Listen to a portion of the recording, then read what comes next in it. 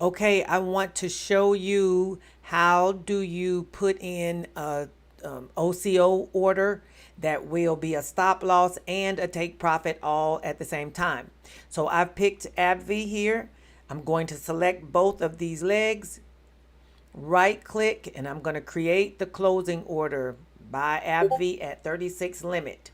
Over here where it says single order, I'm going to select first trigger OCO. Basically, order cancels order. Some people say one cancels the other, whichever one you want it to be, right? So after we have this there, I also need to go over to this all the way to the far right, and I need to create a duplicate order. Create duplicate order. One of these orders I want to be my take profit order, which is for me, I want to close it at 80%. I'm going to put at 0.8, change it to good till canceled. For the other one, I'm going to put in change limit to stop. And I want to put in 0.88 because I did 2 times what I took in. 0.88, it says market. It'll stop there.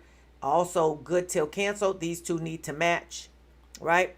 Basically, this says that if it gets down to $8, I want to close it. I want to buy back for $8.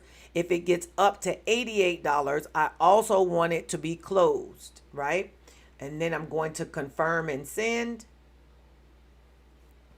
Go back to the monitor tab. You can look at the top here. It says it's working, right? The current price or the mark is $39. And it says for one area, 0.08 is the limit price. If it gets there, it's going to close. Or if it gets to $88 as a stop, it's going to also close there. All right? Okay.